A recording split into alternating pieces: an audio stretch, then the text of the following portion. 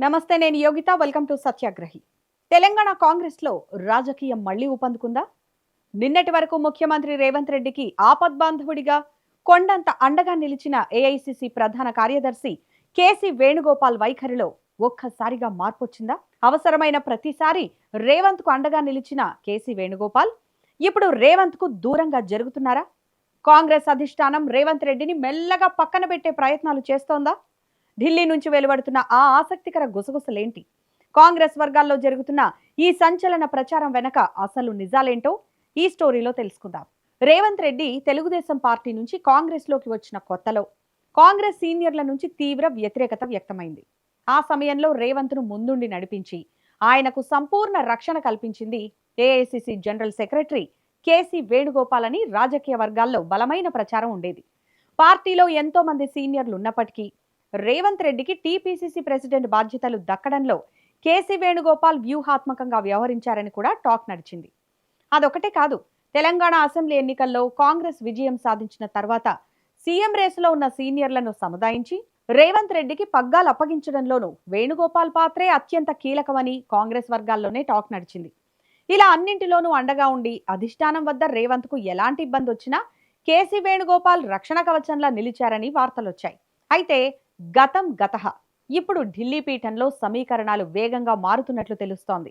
ఇటీవల ఢిల్లీలో జరిగిన కాంగ్రెస్ ఉన్నత స్థాయి సమీక్షా సమావేశంలో ఒక అనూహ్య ఘట్టం చోటు చేసుకున్నట్లు జోరుగా ప్రచారం జరుగుతోంది.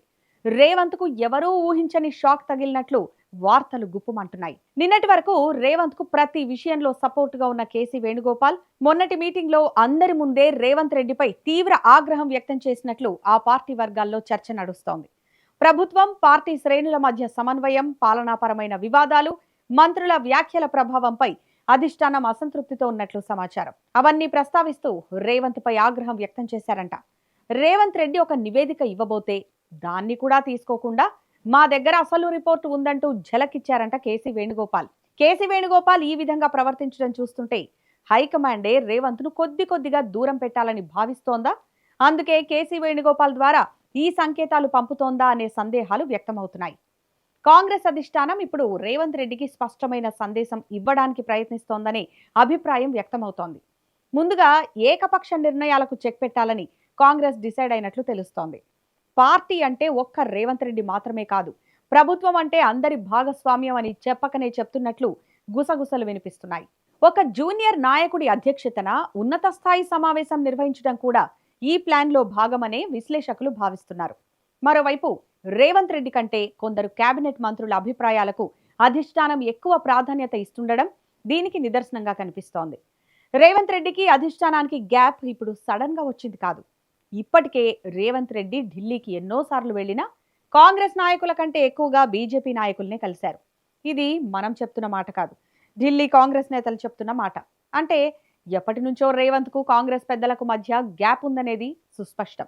ఇప్పుడు అది మరింత పెరిగి ఆయన్ను మెల్లమెల్లగా పక్కకు తప్పిస్తున్నారని గుసగుసలు వినిపిస్తున్నాయి. ఏది ఏమైనా రాజకీయాల్లో శాశ్వత మిత్రులు, శాశ్వత శత్రువులు ఉండరనేది నానుడి. కాంగ్రెస్ పార్టీ లాంటి జాతీయ పార్టీలో ఇప్పుడు ఏ నాయకుడి గ్రాఫ్ ఎలా మారుతుందో చెప్పడం కష్టం. నిన్నటిదాకా రేవంత్ వెనక కొండంత అండగా నిలిచిన కేసీ వేణుగోపాల్ వైఖరి మారడం వెనక కూడా పక్కా ప్లాన్ ఉందనేది రాజకీయ వర్గాల్లో నడుస్తున్న టాక్. ఇవన్నీ చూస్తుంటే తెలంగాణలో త్వరలోనే పొలిటికల్ బాంబు పేలబోతుందా, లేక టీ కప్పులో తుఫాన్లా కుదురుకుంటుందా? చూడాలి.